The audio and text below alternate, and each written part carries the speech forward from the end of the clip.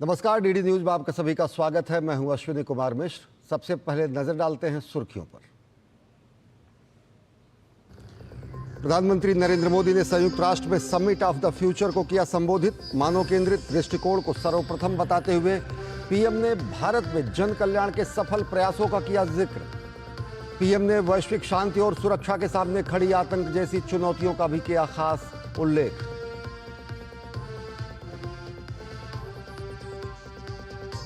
प्रधानमंत्री नरेंद्र मोदी ने न्यूयॉर्क में वियतनाम के राष्ट्रपति टो लाम से की मुलाकात। दोनों नेताओं के बीच तमाम अहम द्विपक्षीय मुद्दों पर हुई चर्चा।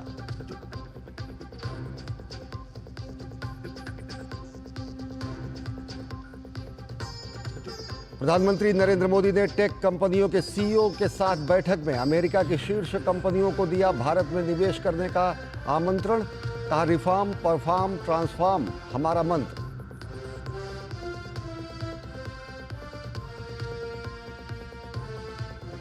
जम्मू कश्मीर में विधानसभा चुनाव के दूसरे चरण के लिए प्रचार हुआ समाप्त। 5 जिलों की 26 विधानसभा सीटों पर 25 सितंबर को होगा मतदान।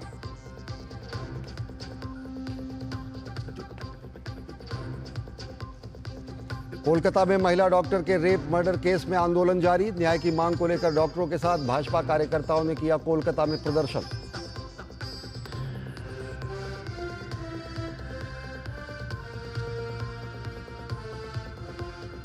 इजराइल ने लेबनान पर हमले किए तेज। हिजबुल्लाह के सैकड़ों ठिकानों को बनाया निशाना। 250 से अधिक की मौत, 1000 से अधिक घायल। हिजबुल्लाह ने भी इजराइल पर दागे रॉकेट।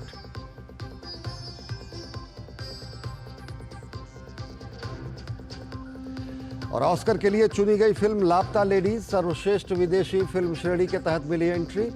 निर्देशक किरण राव और एक्टर रवि किशन ने जताई खुशी। कहा, रंग लाई सबकी मेहनत।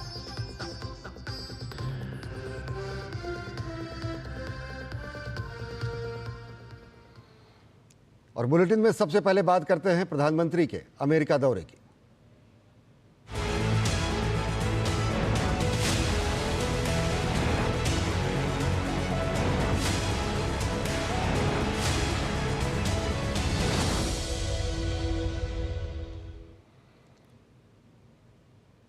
प्रधानमंत्री नरेंद्र मोदी ने संयुक्त राष्ट्र में समिट ऑफ द फ्यूचर को संबोधित किया।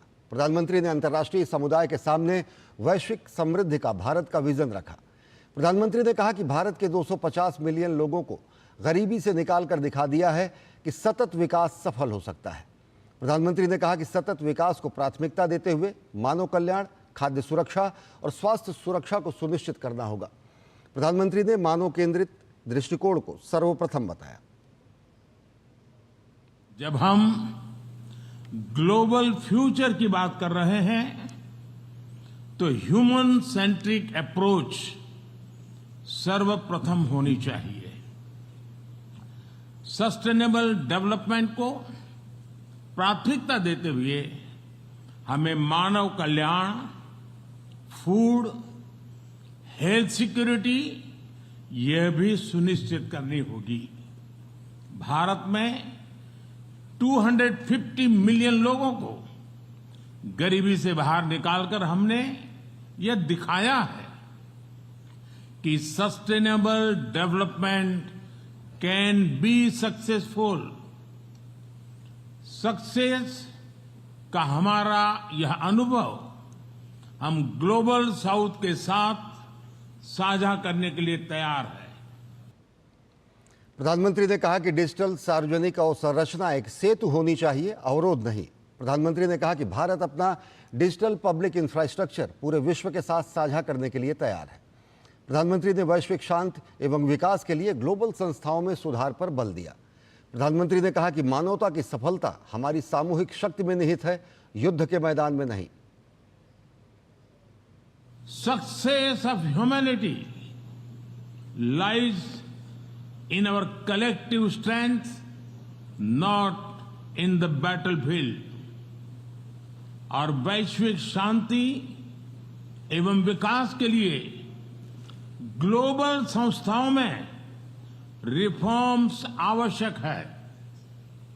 Reform is the key to relevance. वैश्विक शांति और सुरक्षा के लिए एक तरफ आतंकवाद जैसा बड़ा खतरा है तो दूसरी तरफ साइबर, मैरीटाइम, स्पेस जैसे अनेक संघर्ष के नए नए मैदान भी बन रहे हैं। इन सभी विषयों पर मैं जोर देकर कहूंगा कि global action must match global ambition. प्रधानमंत्री नरेंद्र मोदी ने वियतनाम के राष्ट्रपति टो लाम से मुलाकात की। न्यूयॉर्क में हुई दोनों नेताओं की बैठक में अहम द्विपक्षीय मुद्दों पर चर्चा हुई।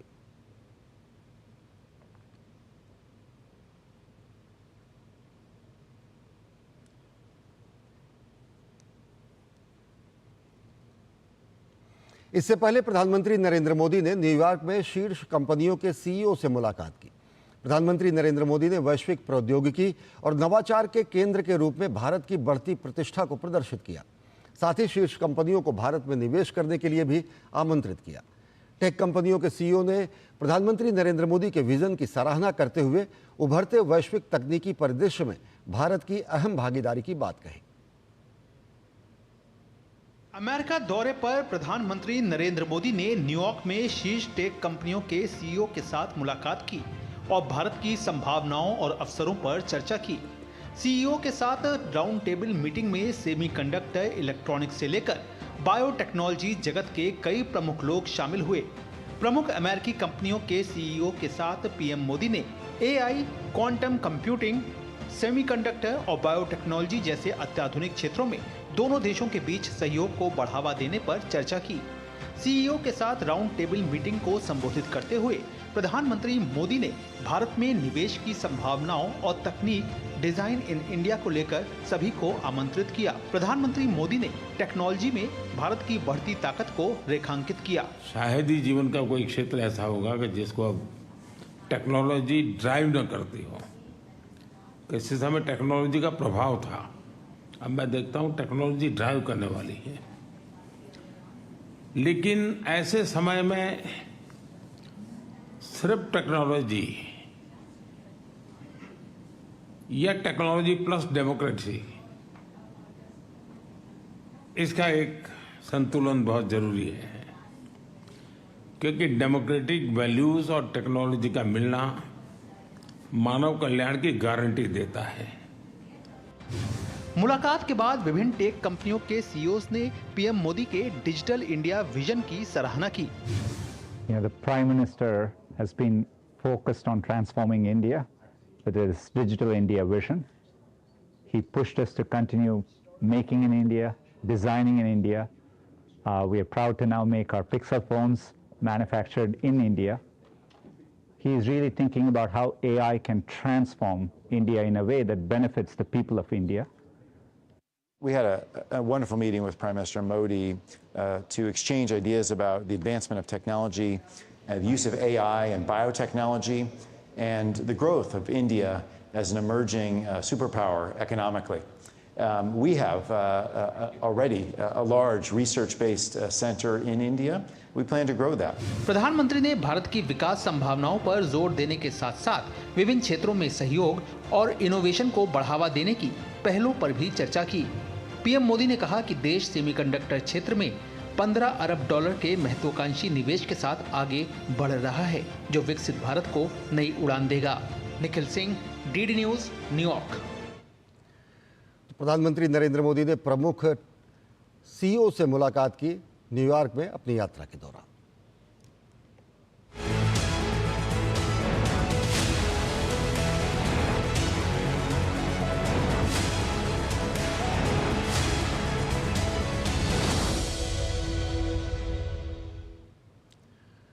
और अब रुक करते हैं कुछ अन्य अहम खबरों की ओर। जम्मू कश्मीर में विधानसभा चुनाव के लिए दूसरे चरण के लिए प्रचार आज शाम समाप्त हो गया।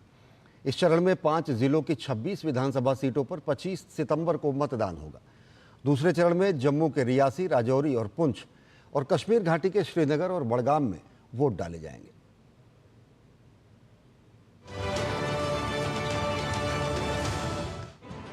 जम्मू कश्मीर में विधानसभा चुनाव के दूसरे चरण के लिए प्रचार आज शाम थम गया। इस चरण में जम्मू कश्मीर के 5 जिलों की 26 विधानसभा सीटों पर 25 सितंबर को मतदान होना है। दूसरे चरण में जम्मू के रियासी, राजौरी और पुंछ तथा कश्मीर घाटी में श्रीनगर और बडगाम जिले में वोट डाले जाएंगे। इनमें से 11 सीटें जम्मू संभाग के 3 जिलों में हैं। जम्मू कश्मीर विधानसभा चुनाव 3 चरणों में कराए जा रहे हैं। वोटों की गिनती 8 अक्टूबर को होगी।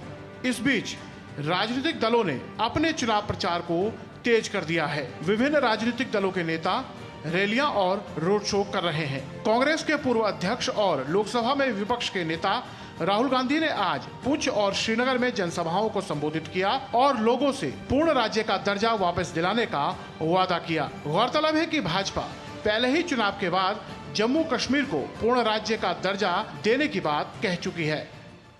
प्रधानमंत्री मोदी जी ने डोडा में जनसभा में कहा कि स्टेटहुड हम दे रहे हैं। उससे पहले आज से 6 मास पूर्व श्रीनगर में बख्शी स्टेडियम में जो उनकी महासभा जनसभा हुई, वहां पर भी उन्होंने ये बात कही। गृह मंत्री बार बार इसको सदन में कह चुके। और चूंकि ये जानते हैं विपक्ष के लोग कि ये स्टेटहुड का ऐलान हो चुका है, घोषणा हो चुकी है, कभी भी इसका आदेश जारी हो जाएगा, तो सोचते हैं कि बार बार हम ये मांग रखेंगे तो कल शायद हम इस बात का क्रेडिट ले सकेंगे कि हमारे कहने पर हुआ, हमारे दबाव पे हुआ, हमारे प्रेशर से हुआ।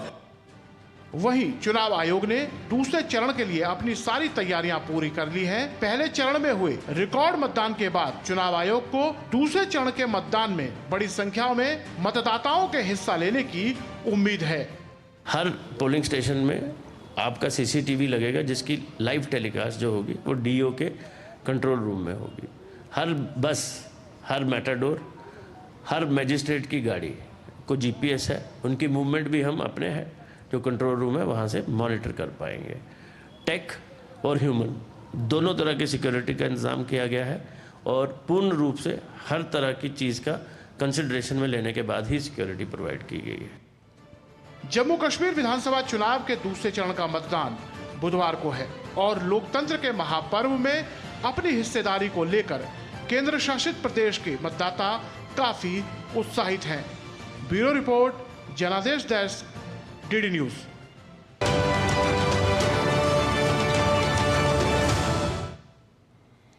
वहीं हरियाणा चुनाव के लिए सभी दलों ने अपनी पूरी ताकत झोंक दी है, लेकिन कांग्रेस की परेशानियां कम होने का नाम नहीं ले रही हैं।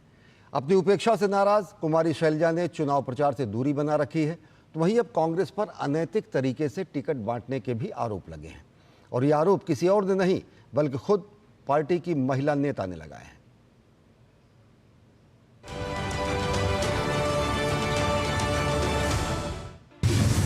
कुमारी शैलजा पर कांग्रेस कार्यकर्ताओं की अभद्र टिप्पणी से गरमाई हरियाणा की सियासत। कुमारी शैलजा पर कमेंट से दलित समाज में आक्रोश। दलित नेताओं ने कांग्रेस के खिलाफ बोला जमकर हमला। विधानसभा चुनाव प्रचार से कुमारी शैलजा ने बनाई दूरी। कुमारी शैलजा की नाराजगी से भूपेंद्र हुड्डा का इनकार। हरियाणा चुनाव के लिए चुनाव प्रचार जोरों पर है और सभी पार्टियों के दिग्गज नेताओं ने प्रचार में पूरी ताकत झोंक रखी है। वरिष्ठ भाजपा नेता अमित शाह ने आज टोहाना और जगाधरी में 2 जनसभाएं की। टोहाना में जनसभा को संबोधित करते हुए गृह मंत्री अमित शाह ने कहा कि कांग्रेस ने हमेशा दलित नेताओं का अपमान किया, चाहे वो डॉक्टर अशोक तंवर हो या फिर कुमारी शैलजा। हमेशा से दलित नेताओं का अपमान करने का काम कांग्रेस पार्टी ने किया, चाहे डॉक्टर अशोक तंवर हो, चाहे बहन कुमारी शैलजा हो, सबका अपमान कांग्रेस ने किया है।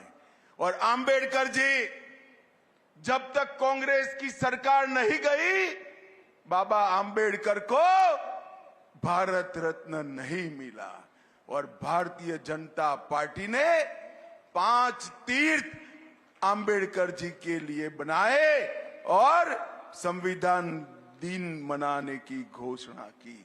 अभी अभी राहुल गांधी अमेरिका में बोले हैं कि विकास हो जाने के बाद आरक्षण की जरूरत नहीं है, विकास होने के बाद हम आरक्षण हटा लेंगे। इस बीच हरियाणा विधानसभा चुनाव प्रचार से कुमारी शैलजा ने अपनी दूरी बना रखी है। आज भी अंबाला में कांग्रेस की रैली में कुमारी शैलजा नहीं पहुंची, जबकि अंबाला लोकसभा क्षेत्र का प्रतिनिधित्व वो कई बार कर चुकी हैं। हालांकि कुमारी शैलजा की नाराजगी से भूपेंद्र हुड्डा ने इनकार करते हुए कहा कि किसी की कोई नाराजगी नहीं है। सभी कांग्रेस जन लगे हुए हैं कांग्रेस को मजबूत करने के लिए। शैलजा जो है हमारी बहन, वो वरिष्ठ नेता है, कोई नाराजगी, हमारी कोई नाराजगी। बसपा सुप्रीमो मायावती ने भी सोशल मीडिया एक्स पर कांग्रेस पर हमला बोलते हुए कहा कि कांग्रेस दलित नेताओं को कभी तरजीह नहीं देती है। मायावती ने अप्रत्यक्ष तौर पर कुमारी शैलजा की नाराजगी और हरियाणा में उनकी उपेक्षा के संदर्भ में ये पोस्ट किए। चमड़ी दमड़ी देखकर दिया गया कांग्रेस में चुनाव का टिकट। कांग्रेस पर टिकट बंटवारे में भ्रष्टाचार करने के लग रहे हैं आरोप। महिला नेता के आरोप से मचा हंगामा। चमड़ी और दमड़ी तक पहुंची हरियाणा में कांग्रेस की राजनीति। कांग्रेस की पूर्व विधायक शारदा राठौर ने लगाए पार्टी पर गंभीर आरोप। भाजपा का सवाल, इस मामले में क्या लड़की हूं ब्रिगेड प्रियंका गांधी वाड्रा कुछ कहेंगी? ये आरोप किसी और ने नहीं बल्कि खुद पार्टी की महिला नेता शारदा राठौर की तरफ से आया है, जो कांग्रेस के टिकट पर बल्लभगढ़ सीट से 2 बार कांग्रेस से विधायक रह चुकी हैं। पार्टी ने मुझे टिकट नहीं दिया। मुझे अभी तक ये समझ ही नहीं आया कि मेरा कसूर क्या था। लेकिन वो कहते हैं ना, चमड़ी और दमड़ी में बहुत दम होता है। तो मैंने तो ईमानदारी की राजनीति करी। जैसे जैसे मतदान के दिन नजदीक आ रहे हैं, वैसे वैसे हरियाणा कांग्रेस में अंतर्कलह थमने का नाम नहीं ले रही है। केंद्रीय गृह मंत्री अमित शाह ने आज हरियाणा में कांग्रेस पार्टी पर जोरदार हमला बोला है। गृह मंत्री अमित शाह का कहना है कि कांग्रेस पार्टी दलित विरोधी है। यही कारण है कि कांग्रेस पार्टी में दलित नेताओं का अपमान होता है। बाबा साहब अंबेडकर के अपमान का भी उन्होंने जिक्र किया कि कांग्रेस पार्टी ने कभी भी उनका सम्मान नहीं किया और न ही उनको भारत रत्न दिया। कुमारी शैलजा का प्रकरण एक बार फिर हरियाणा में गरमा गया है। इसके साथ साथ ही बल्लभगढ़ से कांग्रेस विधायक शारदा राठौर ने तमाम तरह के आरोप लगाकर और ये कहकर कि कांग्रेस पार्टी में टिकट चमड़ी और दमड़ी के आधार पर दी जाती है, पूरी हलचल मचा दी है। आने वाले समय में हरियाणा चुनाव में इसका असर देखने को मिल सकता है। कैमरामैन जगमोहन के साथ नीरज सिंह, डीडी न्यूज हरियाणा।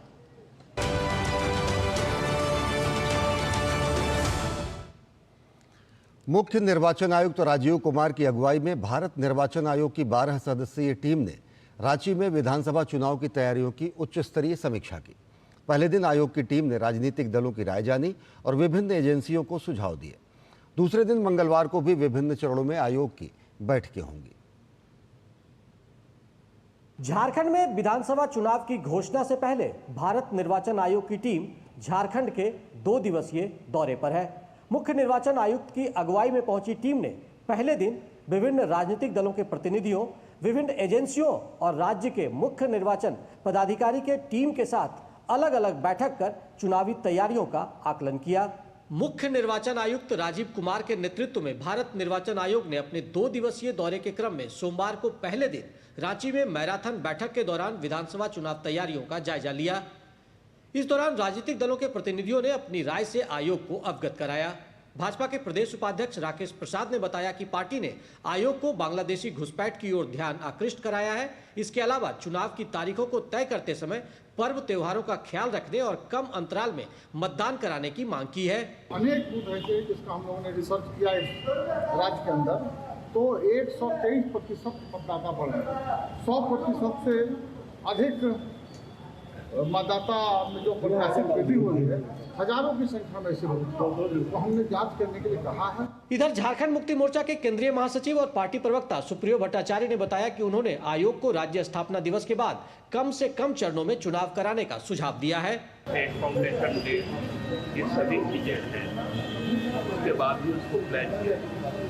दूसरा कि हमारे राज्य है ज्यादातर इलाके आर्टिफिशियल से आच्छादित, उन जगहों पर न्यूनतम सेंट्रल पैरामिलिट्री फोर्सेस का डिप्लॉयमेंट वहीं कांग्रेस पार्टी के विनय सिन्हा दीपू ने चुनाव आयोग से राज्य में निष्पक्ष और शांतिपूर्ण तरीके से चुनाव कराने का आग्रह किया। इलेक्शन हो, एक डेट पर इलेक्शन हो, 15 नवंबर और छठ के बाद इलेक्शन हो। हमारे भगवान बिरसा मुंडा जी का जयंती है, हमारा पर्व सब है, पूरा दुर्गा पूजा, दिवाली और छठ है, उसको देखते हुए उन सब के बाद में इलेक्शन हो। इधर राज्य के मुख्य निर्वाचन पदाधिकारी के रवि कुमार ने बताया कि विधानसभा चुनाव को लेकर काफी समय से राज्य में तैयारियां की जा रही है। उन्होंने कहा कि निर्वाचन आयोग की टीम दूसरे दिन सभी जिलों के उपायुक्तों और पुलिस अधीक्षकों के साथ बैठक करेगी। 24 को आपका सभी जिला का निर्वाचन पदाधिकारी है, एसपी है, डिविजनल कमिश्नर है, आईजी, डीआईजी, उनके साथ में 24 मिनट। झारखंड में लोकसभा चुनाव के बाद इस वर्ष विधानसभा चुनाव भी होने हैं। अब भारत निर्वाचन आयोग की टीम के दौरे के बाद चुनाव तारीखों के ऐलान पर सबों की नजर है।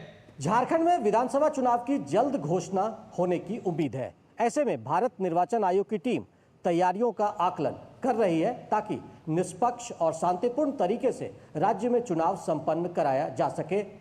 आयोग को राजनीतिक दलों की ओर से भी कई सुझाव मिले हैं। अब मंगलवार को प्रशासन और पुलिस के अधिकारियों के साथ आयोग उनकी तैयारियों की जानकारी लेगा। रांची से प्रताप और विकास के साथ मैं दिवाकर कुमार, दूरदर्शन समाचार। प्रधानमंत्री के प्रधान सचिव डॉक्टर पीके मिश्रा ने सोमवार को प्रधानमंत्री कार्यालय में उच्च स्तरीय टास्क फोर्स की बैठक की अध्यक्षता की। बैठक में सर्दी के आगामी मौसम को देखते हुए विशेष रूप से दिल्ली एनसीआर में बिगड़ती वायु गुणवत्ता के मुद्दे के समाधान में हितधारकों की तत्परता का आकलन किया गया। बैठक में धान की पराली जलाने, वाहन उत्सर्जन, सड़क और निर्माण धूल, ठोस अपशिष्ट प्रबंधन और डीजल जनरेटर सेट सहित विभिन्न स्रोतों से होने वाले प्रदूषण से निपटने के लिए जारी प्रयासों के मूल्यांकन पर ध्यान केंद्रित किया गया। डॉक्टर पीके मिश्रा ने सर्दी के महीनों के दौरान बिगड़ती वायु गुणवत्ता को कम करने के लिए सभी संबंधित एजेंसियों द्वारा ग्रेडेड रिस्पांस एक्शन प्लान के सख्त और समय पर कार्यान्वयन के गंभीर महत्व पर जोर दिया। डॉक्टर पीके मिश्रा ने पंजाब, हरियाणा और उत्तर प्रदेश के मुख्य सचिवों को अपनी कार्य योजनाओं की प्रतिबद्धताओं के अनुरूप पराली जलाने की प्रथा को खत्म करने के उद्देश्य से कार्य योजनाओं की सख्ती से निगरानी करने और उन्हें लागू करने का निर्देश दिया। उन्होंने धान की भूसी के आर्थिक उपयोग को बढ़ाने के लिए CRM मशीनों और पूर्ण उपयोग XC2 प्रबंधन के लिए आपूर्ति श्रृंखला को मजबूत करने और ब्रिकेटिंग एवं पैलेटिंग कार्यों में छोटे उद्योगों का समर्थन करने की आवश्यकता पर बल दिया। इस दौरान उचित दंड और रिकॉर्ड प्रविष्टियों के उल्लंघनकर्ता के खिलाफ सख्त प्रवर्तन कार्रवाइयों पर भी प्रकाश डाला गया। राजधानी दिल्ली में 2 दिवसीय 10वें राष्ट्रमंडल संसदीय संघ भारत क्षेत्र सम्मेलन की शुरुआत हुई। सतत और समावेशी विकास की प्राप्ति में विधायी निकायों की भूमिका के विषय पर आधारित इस सम्मेलन की मेजबानी भारतीय संसद कर रहा है। सम्मेलन की अध्यक्षता लोकसभा स्पीकर ओम बिरला कर रहे हैं। सम्मेलन को संबोधित करते हुए ओम बिरला ने कहा कि विधायी संस्थानों ने बीते वर्षों में तकनीक का बेहतर इस्तेमाल किया है। भारतीय संविधान के महत्व पर बल देते हुए लोकसभा अध्यक्ष ने कहा कि हमारा संविधान समावेशी शासन की भावना का सबसे सशक्त उदाहरण है, जो विकास के पथ पर सबको साथ लेकर आगे बढ़ने की प्रेरणा देता है।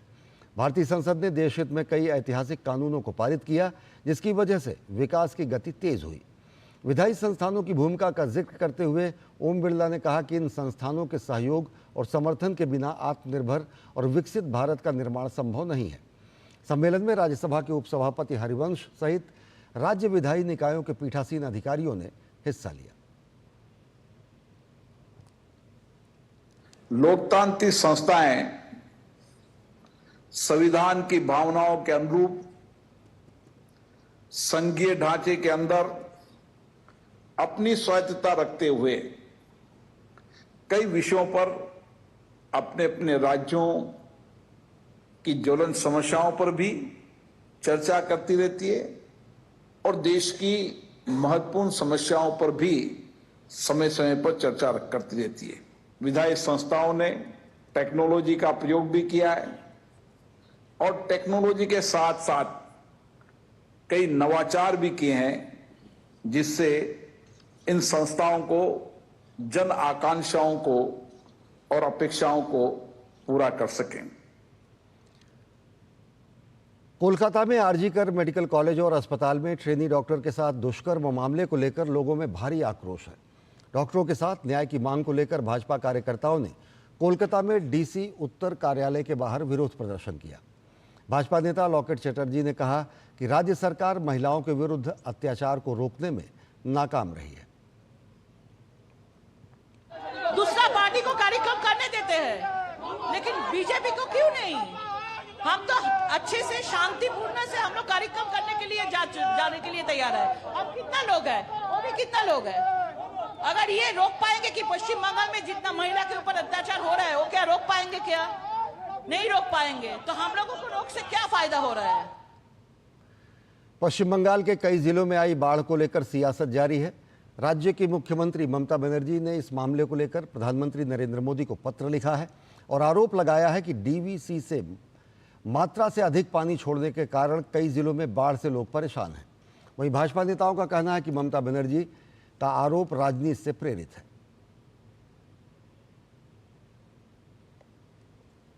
पश्चिम बंगाल की मुख्यमंत्री ममता बनर्जी ने एक बार फिर राज्य की समस्याओं का ठीकरा केंद्र सरकार के मत्थे फोड़ा है। इस बार मामला राज्य के दक्षिणी हिस्से में आई बाढ़ का है। ममता बनर्जी ने रविवार को पीएम नरेंद्र मोदी को एक और पत्र लिखा, जिसमें उन्होंने आरोप लगाया कि दामोदर वैली कॉरपोरेशन द्वारा अभूतपूर्व पानी छोड़े जाने के कारण राज्य के दक्षिणी हिस्से में आई विनाशकारी बाढ़ जैसी हालात पैदा हो गए हैं। उन्होंने कहा है कि दामोदर वैली कॉरपोरेशन ने उनकी सरकार से परामर्श किए बिना अपने जलाशयों से पानी छोड़ दिया, जिससे पश्चिम बंगाल के कई जिले जलमग्न हुए और करीब 50 लाख लोग प्रभावित हुए हैं। इस मुद्दे पर ममता बनर्जी ने 2 दिन पहले भी पीएम मोदी को पत्र लिखा था। पीएम को लिखे उनके पहले पत्र के जवाब में केंद्रीय जल शक्ति मंत्री सीआर पाटिल ने उनके आरोपों का खंडन किया था। उन्होंने बताया था कि राज्य के अधिकारियों को डीवीसी जलाशय से पानी छोड़ने के बारे में हर चरण में सूचित किया गया था। उन्होंने यह भी कहा था कि एक बड़ी आपदा को रोकने के लिए डीवीसी जलाशय से पानी छोड़ना आवश्यक था। ममता बनर्जी ने अपने पत्र में आरोप लगाया था कि डीवीसी के जलाशयों से 9 घंटे तक अधिकतम मात्रा में पानी छोड़ा गया, जिसके बारे में राज्य को सिर्फ 3.5 घंटे पहले सूचना दी गई थी। इतने कम समय में प्रभावी आपदा प्रबंधन कैसे हो सकता है? हालांकि भाजपा ने ममता बनर्जी के इस दावे को झूठा और राजनीति से प्रेरित बताया है।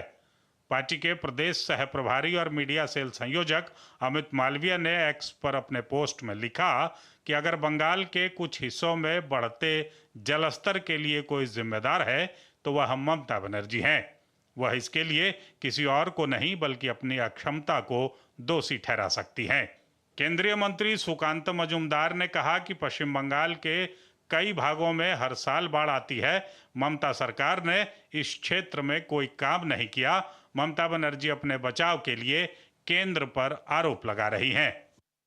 जब आपके सिर पे कोई प्रॉब्लम आ जाता है तब जाके आप केंद्र सरकार के ऊपर देखते हैं, लेकिन आपको अगर फ्लड का मैनेजमेंट करना है तो ये ऐसा नहीं हो सकता कि आज फ्लड आया आप आज इसको मैनेजमेंट कर लिया। आपको ये सोचना चाहिए कि लास्ट 1 ईयर जो समय गया, 1 साल गया, उसमें आपने क्या किया। हर बार आता है फ्लड, बंगाल में हर बार फ्लड आता है, स्पेशली घाटाल, उसके साथ साथ मिदनापुर, इस बार बीरभूम भी आ गया, हुगली आ गया। हुगली में डिवास्टेटिंग सिचुएशन है।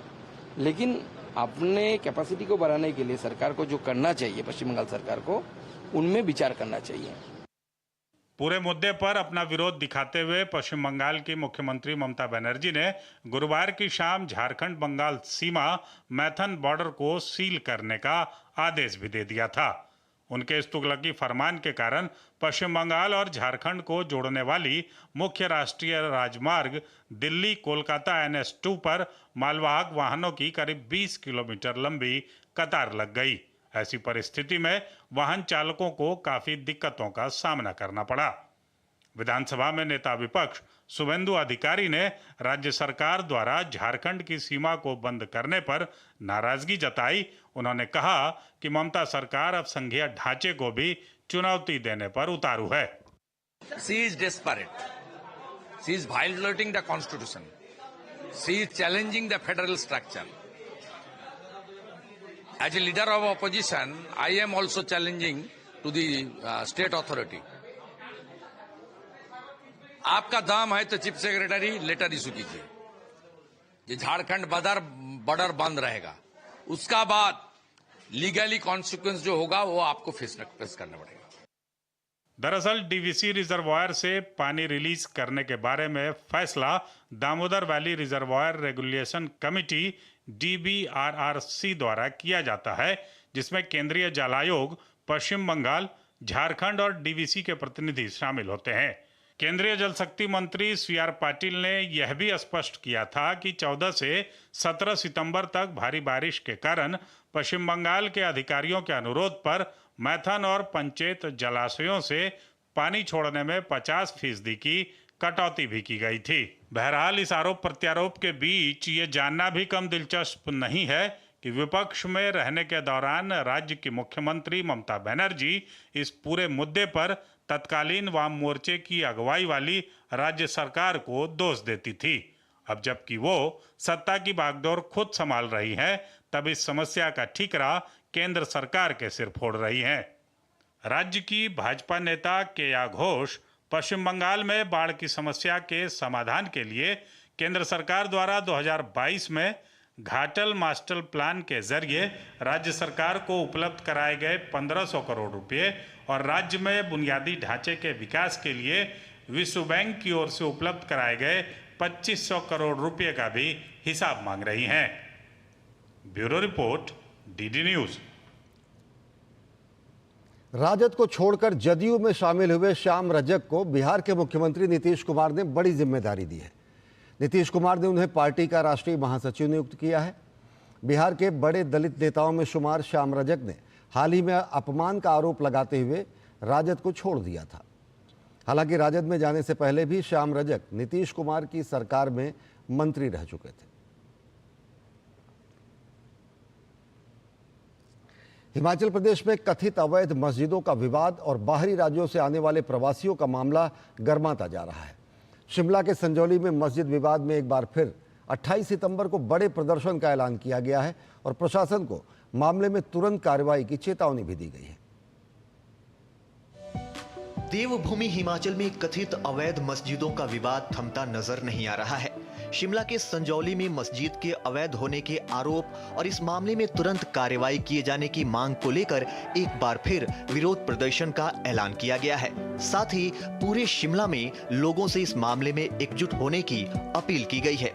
28 सितंबर को एक बार फिर शिमला में बड़े विरोध प्रदर्शन का ऐलान किया गया है। देवभूमि संघर्ष समिति ने इस विरोध प्रदर्शन का ऐलान किया है। समिति ने कार्रवाई न होने पर जेल भरो आंदोलन करने की भी चेतावनी दी है। प्रशासन द्वारा कार्रवाई न होने पर बड़े आंदोलन की चेतावनी जारी की गई है।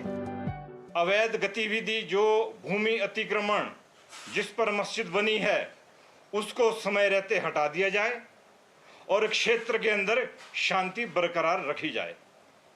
इसलिए हम पूरे हिमाचल प्रदेश में आह्वान करते हैं कि 28 सितंबर को पूरे जिला केंद्रों पर धरना प्रदर्शन होगा। इस बीच संजौली मस्जिद विवाद मामला कोर्ट में भी चल रहा है और शिमला नगर निगम की आयुक्त कोर्ट में 5 अक्टूबर को इस मामले में सुनवाई होनी है। वहीं देवभूमि संघर्ष समिति ने चेतावनी दी है कि अगर 5 अक्टूबर को भी इस मामले में फैसला नहीं आता तो आने वाले दिनों में इसे लेकर बड़े स्तर पर प्रदर्शन किया जाएगा। अगर इस पे आगे पोथी सरकार करती है तो हम बहुत बड़ी लड़ाई लड़ने को तैयार है। ऐसा ना हो 5 तारीख के बाद पूरे हिमाचल प्रदेश में जेल भरो आंदोलन शुरू किया जाए। कथित अवैध मस्जिद विवाद को लेकर 1 सितंबर से लगातार प्रदर्शनों का सिलसिला जारी है। प्रदेश भर में 28 अलग अलग जगहों पर इसे लेकर प्रदर्शन हो चुके हैं और देवभूमि संघर्ष समिति का दावा है कि इन प्रदर्शनों में कोई भी राजनीतिक पार्टी का नेता या कोई संगठन शामिल नहीं हुआ है। दावा है कि ये पूरी तरह से जन आंदोलन है और जब तक इस मामले में सरकार कार्रवाई नहीं करती तब तक ये जन आंदोलन इसी तरह से जारी रहेगा। धर्म प्रकाश, DD न्यूज, शिमला। भारत दुनिया में सर्वाधिक तेजी से बढ़ती हुई अर्थव्यवस्था बना हुआ है। 2014 से पहले पस्त पड़ चुकी विकास दर, भारी महंगाई और उत्पादन में कमी के दौर से उभरते हुए NDA सरकार ने न सिर्फ माइक्रो इकोनॉमिक फंडामेंटल्स को मजबूत किया है बल्कि अर्थव्यवस्था को तेज रफ्तार के विकास के पथ पर लाई है। विभिन्न रेटिंग एजेंसियां और थिंक टैंक ने अनुमान लगाया है कि अगले कुछ वर्षों में भारत का विकास दर तेजी से होगा और जल्द ही भारत दुनिया की तीसरी सबसे बड़ी अर्थव्यवस्था बन जाएगा। भारतीय अर्थव्यवस्था मजबूती के साथ तेजी से आगे बढ़ रही है। यही वजह है कि विश्व बैंक से लेकर IMF और दुनिया की तमाम संस्थाएं भारत की अर्थव्यवस्था पर भरोसा जता रही हैं। अब जो ताजा अनुमान सामने आए हैं उससे भारतीय अर्थव्यवस्था पर भरोसा और बढ़ा है। IDBI कैपिटल की रिपोर्ट के अनुसार भारत अगले 6 वर्षों में हर 18 महीने में अपने GDP में $1 ट्रिलियन जोड़ने के लिए तैयार है। इस गति के साथ भारत 2032 तक $10 ट्रिलियन की अर्थव्यवस्था बनने की राह पर है, जो 2030 तक खुद को दुनिया की तीसरी सबसे बड़ी अर्थव्यवस्था के रूप में स्थापित करेगा।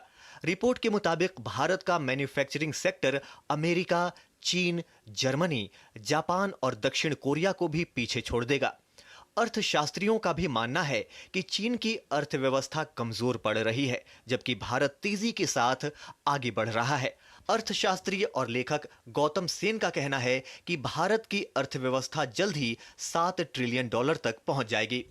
चाइना का समस्या तो होना ही था, क्योंकि ये तो 20 साल बहुत शार्प ग्रोथ एक्सपीरियंस किया, तो ये तो रोकना था। वहाँ पे पॉलिसी चेंजेस भी हुआ, कुछ राजनीति भी हुआ, इसलिए उसका स्लोइंग डाउन पता नहीं क्या 4% ये साल होने वाला है। और वहाँ पे और पॉपुलेशन प्रॉब्लम बहुत ज़्यादा हो गया, उसका डेमोग्राफिक क्राइसिस बहुत सीरियस है, तो इसलिए लगता है China will definitely slow down. और उसका इकोनॉमी का साइज इसलिए इसके लेके भी बहुत विवाद है। कोई कहता है 18 ट्रिलियन, कोई कहता है 14 ट्रिलियन, कोई कहता है 12 ट्रिलियन। तो हम इतने पीछे नहीं है, कोई हमें रोक नहीं सकता। लेकिन अब तक जैसे लगता है, ट्रेजेक्टरी जो लगता है, हम 7 ट्रिलियन तो जरूर पहुंचने वाले हैं। रेटिंग एजेंसी S&P ग्लोबल की ताजा रिपोर्ट के मुताबिक वित्त वर्ष 2030 और 31 तक भारत की नॉमिनल GDP 2 गुना होकर $7 ट्रिलियन से अधिक हो जाने की उम्मीद है। इससे न केवल भारत दुनिया की तीसरी सबसे बड़ी अर्थव्यवस्था बन जाएगा, बल्कि वैश्विक GDP में इसकी हिस्सेदारी 3.6% से बढ़कर 4.5% हो जाएगी। साथ ही इससे भारत की प्रति व्यक्ति आय उच्च मध्यम आय वर्ग तक पहुंच जाएगी। रिपोर्ट में अनुमान लगाया गया है कि भारत 2030 और 31 तक दुनिया की तीसरी सबसे बड़ी अर्थव्यवस्था बनने की राह पर है। अर्थशास्त्री गौतम सेन का भी कहना है कि भारत जल्द ही एक विकसित देश बनने वाला है। उन्होंने इसके लिए विनिर्माण, वोकेशनल ट्रेनिंग और तकनीकी सहयोग पर जोर देते हुए कहा है कि राज्य भी इसमें महत्वपूर्ण भूमिका निभा सकते हैं। हम तो डेवलप कंट्री बनने वाले हैं। हमारे इनकम पर कैपिटा $10,000 हो जाएगा। अमेरिका से फिर भी हम पीछे रहेंगे, मगर 2-3 चीज़ हमें करने पड़ेगा। वो एक तो है हमारे इंफ्रास्ट्रक्चर जो हो रहा है, वोकेशनल ट्रेनिंग बहुत ज़बरदस्त करने पड़ेगा। विदेश में क्या हो रहा है ये बहुत महत्वपूर्ण है, क्योंकि हमारे इकोनॉमी बहुत डिपेंडेंट है अब ऑन इंटरनेशनल इकोनॉमी। हमारे जो कहते हैं trade GDP ratio is 42, so almost half हमारी इकोनॉमी बाहर के साथ जुड़े हुए हैं। भारत जो अभी दुनिया की 5वीं सबसे बड़ी अर्थव्यवस्था है, आने वाले सालों में जापान और जर्मनी को पीछे छोड़ते हुए तीसरी सबसे बड़ी अर्थव्यवस्था बनने के लिए तैयार है। चुनौतीपूर्ण वैश्विक परिस्थितियों के बावजूद भारत दुनिया की सबसे तेजी से बढ़ती प्रमुख अर्थव्यवस्था बना हुआ है, जो वित्त वर्ष 2023 और 24 में 8.2% की तीव्र गति से बढ़ रहा है। भारत ने दुनिया के सबसे बड़े शेयर बाजार बेंचमार्क में चीन को भी पीछे छोड़ दिया है। भारत का $5 ट्रिलियन का शेयर बाजार 2024 में नई ऊंचाइयों को छू रहा है। सोमवार को भी कारोबारी हफ्ते के पहले दिन भारतीय शेयर बाजारों में तेजी रही और दोनों मानक सूचकांक सेंसेक्स और निफ्टी नए रिकॉर्ड के स्तर पर बंद हुए। Bureau report, DD news. केंद्रीय वाणिज्य एवं उद्योग मंत्री पीयूष गोयल ने क्रूज लाइंस इंटरनेशनल एसोसिएशन के प्रबंध निदेशक जोएल कर्ट्ज के साथ बैठक की। बैठक के संबंध में पीयूष गोयल ने सोशल मीडिया प्लेटफॉर्म X पर एक संदेश साझा करते हुए कहा, भारत में क्रूज पर्यटन को बढ़ावा देने के लिए क्रूज लाइंस इंटरनेशनल एसोसिएशन के प्रबंध निदेशक के साथ बैठक हुई। जोएल कर्ट्ज के साथ हुई बैठक में क्रूज पर्यटन की वर्तमान चुनौतियों और निदान पर चर्चा हुई।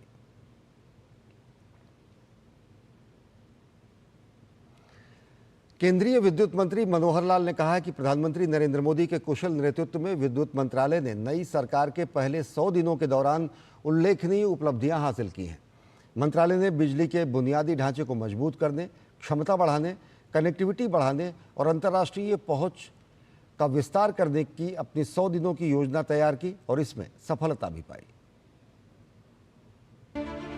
सरकार गठन के बीते 100 दिनों में विद्युत मंत्रालय ने कश्मीर से कन्याकुमारी और गुजरात से अरुणाचल प्रदेश तक देश के हर कोने को बिजली से रोशन करने में सफलता पाई है। नेशनल इलेक्ट्रिसिटी प्लान 2032 बनाया गया, जिसमें 10 सालों में विद्युत आत्मनिर्भरता की दिशा में कई लक्ष्य तय किए गए।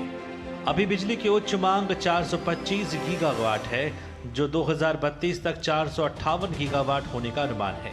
इसके लिए ट्रांसमिशन नेटवर्क 4.85 लाख सर्कल से 6.48 लाख सर्कल किलोमीटर करने की तरफ काम किया जा रहा है। प्रधानमंत्री जनमन योजना के तहत आखिरी छोर तक बिजली की पहुंच का प्रयास जारी है। इसमें उत्तर पूर्वी राज्यों की तरफ पावर नेटवर्क बढ़ाए जा रहे हैं, वहीं ट्राइबल्स ग्रुप तक बिजली की सुविधाएं पहुंचाने की तरफ प्रयास तेज हैं। प्रधानमंत्री जी ने पीएम जनमन योजना के अंतर्गत देश के रिमोट एरियाज में, ट्राइबल एरियाज में पावर की सप्लाई आखिरी छोर तक कैसे पहुंचे, इसका हमारा टारगेट 1,24,000 और ऐसे ग्रुप्स का है, जिसमें अभी हमने इसकी जो योजना बना ली है, जो इलेक्ट्रीफाई कर दिए गए हैं 83,596 ऐसे पीवीटीजी और ये इलेक्ट्रीफाइड ये हो चुके हैं। शेष बचे लगभग 41,000 ये भी बहुत जल्दी पूरे कर लिए जाएंगे। भविष्य में प्रदूषण मुक्त ईंधन के रूप में ईवी तकनीक को विकसित किया जा रहा है, जिससे भविष्य में ईवी आधारित गाड़ियों की मांग बढ़ेगी। इसके मद्देनजर ईवी चार्जिंग इंफ्रास्ट्रक्चर खड़ा करने की दिशा में कार्य हुए हैं। अभी तक 34,000 ये जो चार्जिंग स्टेशन ये बने हुए हैं। 2030 तक 1 लाख चार्जिंग स्टेशन ये बनाए जाएंगे। इनके लिए विस्तृत गाइडलाइंस वो जो है इशू कर दी गई है, ताकि इस सेक्टर में भी हम अपनी प्रगति को पूरा कर पाएंगे। साथ ही ग्रीन हाउस गैस में कमी लाने के लिए खाका तैयार किया गया है। इंडियन कार्बन मार्केट बनाने की दिशा में प्रयास तेज हुए हैं। एनर्जी ट्रांसमिशन गोल के लिए अलग से योजनाएं बनाई गई हैं।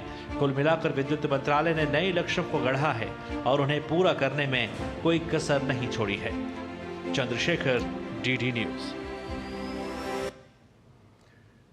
और भारत सरकार के संचार और डोनर मंत्रालय ने 100 दिन के कामकाज का लेखा जोखा प्रस्तुत किया। इस मौके पर केंद्रीय संचार मंत्री ज्योतिरादित्य सिंधिया ने सोमवार को दिल्ली के नेशनल मीडिया सेंटर में मीडिया को संबोधित करते हुए उत्तर पूर्वी विकास मंत्रालय और दूरसंचार मंत्रालय की उपलब्धियां बताई।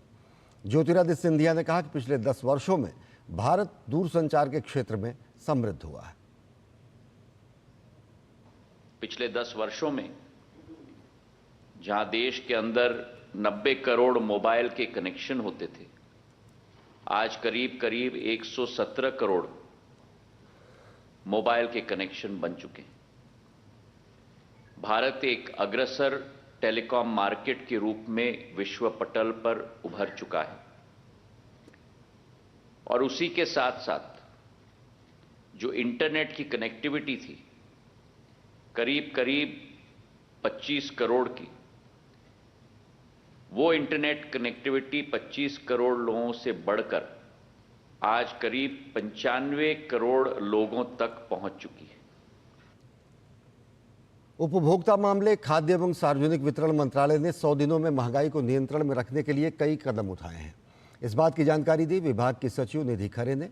निधि खरे ने बताया कि नेफेड NCCF के माध्यम से सस्ती दरों पर प्याज उपलब्ध कराई जा रही है। साथ ही खाद्य तेलों के दाम न बढ़े, इसके लिए कई कदम उठाए गए हैं। उन्होंने बताया कि इलेक्ट्रिक व्हीकल की डिमांड बढ़ी है। ऐसे में बैटरी और चार्जर्स की क्वालिटी को चेक करने के लिए कोलकाता, मुंबई, बेंगलुरु में टेस्टिंग सेंटर्स जल्द ही शुरू होंगे। NTH के EV टेस्टिंग फैसिलिटी का उद्घाटन बेंगलुरु में हुआ और ये चूँकि इलेक्ट्रिक व्हीकल्स की जो सर्ज है, जो डिमांड है, वो लगातार बढ़ती जा रही है, तो एक एनहांस सेफ्टी का जो एस्पेक्ट है, रिलायबिलिटी और performance of EV batteries, this is a concern and therefore there was एक भूमि पूजन हुआ इस state of the art testing facility को खड़ी करने के लिए। और इसमें न केवल ईवी बैटरी बल्कि जो चार्जिंग स्टेशन टेस्टिंग फैसिलिटी है उसके लिए भी व्यवस्था की गई, और ये व्यवस्था मुंबई, बेंगलुरु और कोलकाता में भी साथ ही साथ की जा रही है। निधि खरे ने कृषि क्षेत्र में ड्रोन की उपयोगिता को भी रेखांकित किया। सिविल नेचर के जो कार्य बढ़े हैं उनमें ड्रोन्स की उपयोगिता अब अधिक से अधिक हम देख पा रहे हैं, और ऐसे में ये एक आवश्यकता थी कि इस सेक्टर में सर्टिफिकेशन के न केवल सस्ती बल्कि एक विश्वसनीय एजेंसी को भी साथ में रखा जाए, और एनटीएच इस कार्य को बखूबी कर रही है। भारतीय नौसेना की 2 युवा महिला अधिकारी 2 अक्टूबर को 21,600 नॉटिकल माइल से अधिक की यात्रा पर रवाना होंगी। ये यात्रा 8 महीने तक चलेगी। ये 2 युवा अधिकारी पूरे पृथ्वी का चक्कर लगाएंगे। देखिए हमारे संवाददाता विशाल बैरिस्टो की खास रिपोर्ट। नाविका सागर परिक्रमा 2 एक लंबी और साहसिक यात्रा पर निकलने के लिए पूरी तरह से तैयार है। पूरी दुनिया के समंदर में उठती लहरों और खराब मौसम से अकेले लोहा लेने के लिए लेफ्टिनेंट कमांडर दीना के और लेफ्टिनेंट कमांडर रूपा ये पूरी तरह से तैयार हैं। ये न केवल शारीरिक बल्कि मानसिक रूप से भी सहन शक्ति और फिटनेस की अग्नि परीक्षा होगी। भारतीय नौसेना का नौकायान पोत INSV तारिणी महिला सशक्तिकरण और लैंगिक समानता का संदेश लेकर सागर को फतह करने 2 अक्टूबर को गोवा से रवाना होगा। मुझे डर नहीं लगता है। समुद्र की इन कठिन परिस्थितियों को झेलने के लिए आपको मानसिक रूप से बहुत मजबूत होना चाहिए। ऐसे मौके पर समुद्र से बेहतर कोई दूसरा शिक्षक नहीं हो सकता है। 8 महीने की ये यात्रा भारत की सैन्य कूटनीति का हिस्सा होगी, और इस दौरान दोनों महिला नौसेना अधिकारी विभिन्न देशों के लोगों से रूबरू होंगी। जब तारिणी विभिन्न देशों से गुजरेगी तो भारतीय दूतावास इस यात्रा में महत्वपूर्ण भूमिका निभाएगा। ये जल मार्ग इन जाबाज अधिकारियों को केप लिवेन, केप हॉर्न और केप ऑफ गुड होप के खतरनाक रास्तों से लेकर जाएगा। ये यात्रा न केवल इनके व्यक्तिगत साहस और कौशल का प्रमाण होगी, बल्कि भारतीय नौसेना की महिला सशक्तिकरण के प्रति प्रतिबद्धता और उनके अडिग हौसले व दृढ़ संकल्प का भी उत्सव होगा। इन दोनों अधिकारियों को 17 उम्मीदवारों के एक बैच से चुना गया है। 3 साल के कठोर प्रशिक्षण और रियो तथा मॉरिशस सहित 38,000 नॉटिकल माइल्स की नौकायान यात्रा के साथ ये दोनों महिला अधिकारी इस रोमांचक यात्रा पर निकलने के लिए पूरी तरह से तैयार हैं। दिल्ली से विशाल बैरिस्टो की रिपोर्ट, DD न्यूज। और रोजगार के मोर्चे से अच्छी खबर। श्रम मंत्रालय ने सोमवार को जारी आंकड़ों में बताया है कि पिछले जुलाई महीने में देश में करीब 20 लाख नए रोजगार मिले हैं। इनमें से सबसे ज़्यादा संख्या 25 साल से कम उम्र के युवाओं की है। जाहिर है देश में रोजगार का आंकड़ा सुधर रहा है।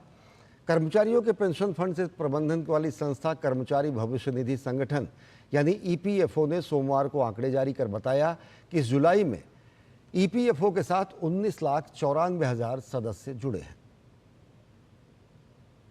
परफेक्ट डेटा इस महीने दिखाता है कि 19,94,000 लोगों को इस बार एम्प्लॉयमेंट इस महीने फॉर्मल सेक्टर में मिली, जिसका रजिस्ट्रेशन हुआ हो। उसमें से 10 लाख न्यू ज्वाइनी है, फर्स्ट टाइम ज्वाइनी है। और उसमें ये भी क्लैरिटी है कि जब कोई ज्वाइनिंग करता है तो आप कहेंगे कि पुराने लोग आए हो, पुराने भी कोई लोग जॉब छोड़ के गए हैं, तो उसमें माइनस हो जाता है। इंडिया थिंक काउंसिल के तत्वावधान में सोमवार को राष्ट्रीय संस्कृत विश्वविद्यालय तिरुपति में महाकुंभ मेला 2025 को लेकर एक गोलमेज बैठक का आयोजन किया गया। बैठक में सनातन धर्म जागरण, मंदिर की वित्तीय व्यवस्था को कैसे आगे बढ़ाया जाए, उसे कैसे मजबूत किया जाए और भारतीय संस्कृत की परंपराओं को कैसे आधुनिक बनाया जाए, इस पर गहन चर्चा की गई। उत्तर प्रदेश में 2025 में प्रयागराज में होने वाले महाकुंभ को लेकर लोगों ने न सिर्फ नदी स्थान बल्कि मंदिर के आर्थिक विकास के लिए संस्कृत सनातन धर्म के संरक्षण के साथ ही भारतीय संस्कृति के संरक्षण के लिए भी इस बैठक का आयोजन किया। कुंभ मेले में भारतीय संस्कृति को संरक्षित करने के लिए इंडिया थिंकिंग स्टेट काउंसिल द्वारा इन सभी बैठकों का आयोजन किया जा रहा है। इसी के तहत राष्ट्रीय संस्कृत विश्वविद्यालय तिरुपति द्वारा 12वें सम्मेलन का आयोजन किया गया। सम्मेलन को संबोधित करते हुए कुलपति GSR कृष्णमूर्ति ने कहा कि हमारा उद्देश्य कुंभ मेले के दौरान होने वाले जल प्रदूषण, वायु प्रदूषण और ध्वनि प्रदूषण को कम करने के लिए लोगों को जागरूक करना है। थिंक इंडिया के संस्थापक सौरभ द्विवेदी जी लखनऊ से पधारे हैं।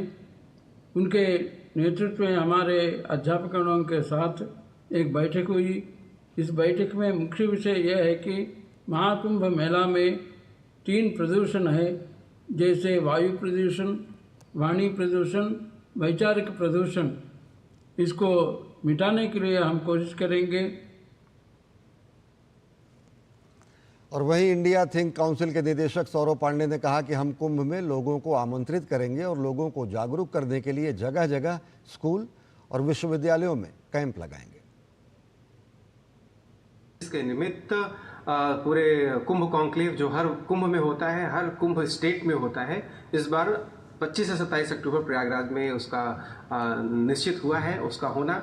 उसके निमित्त हर राज्य में कुंभ कॉन्क्लेव के पूर्ववर्ती गोलमेज सम्मेलन हो रहे हैं। ये 12वां गोलमेज सम्मेलन आज संपन्न हुआ। कुंभ की तैयारियों को लेकर के और इतना बड़ा इकोनॉमिक बजट उत्तर प्रदेश सरकार इस आयोजन को करने में खर्च करती है, जो विश्व का बिगेस्ट ह्यूमन कॉन्ग्रीगेशन है। कुंभ में कुंभ दर्शन के लिए और अपने जीवन दर्शन का इतना बड़ा अवसर है, इसमें लोगों को आमंत्रित करने के लिए हम जगह जगह पर विश्वविद्यालयों में एकेडमिक संस्थानों के संबद्धता के माध्यम से जा रहे हैं। लोगों को कुंभ की तैयारियों से अवगत भी करा रहे हैं और महाकुंभ में आने के लिए और कुंभ कॉन्क्लेव में भी आने के लिए आमंत्रित कर रहे हैं। स्वच्छता ही सेवा पखवाड़े के तहत देश भर में विभिन्न कार्यक्रम आयोजित किए जा रहे हैं। स्थानीय प्रशासन के साथ साथ आमजन भी इसके साथ बड़ी संख्या में जुड़ रहे हैं। आइए देखते हैं उत्तर प्रदेश के मुरादाबाद में नगर निगम ने शहर को स्वच्छ और सुंदर बनाने के लिए किस तरह से सराहनीय काम किए हैं।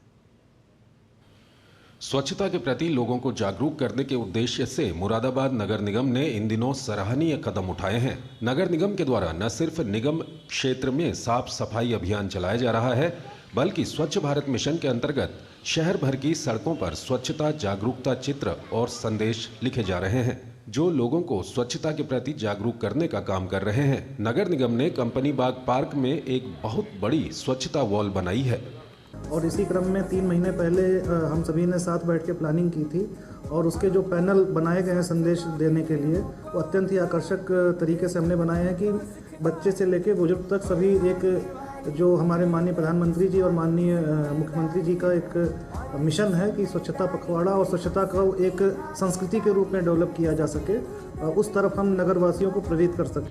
स्वच्छता वॉल पर राष्ट्रपिता महात्मा गांधी के सुंदर चित्र और उनके संदेश अंकित किए गए हैं, जो लोगों को न सिर्फ स्वच्छता के महत्व के बारे में जागरूक कर रहे हैं, बल्कि शहर की सुंदरता में 4 चांद लगा रहे हैं। शहर के लोगों ने भी नगर निगम की इस पहल का स्वागत किया है। मुरादाबाद में काफ़ी हद तक स्वच्छता है, काफ़ी हद तक सफाई है और सड़कें भी बन रही हैं नई और साफ़ सफाई का भी ध्यान रख रहे हैं। बोल काफ़ी सही है, उस पर काफ़ी सारी चीज़ें लिखी हुई हैं जिससे लोग जागरूक हों और सफाई पे ध्यान दें, इधर उधर गंदगी कूड़ा ना फेंकें। स्वच्छता बोर्ड का संदेश हाँ ठीक है, लोग पढ़ेंगे उससे जागरूक होंगे, इधर उधर कूड़ा करकट नहीं फेंकेंगे।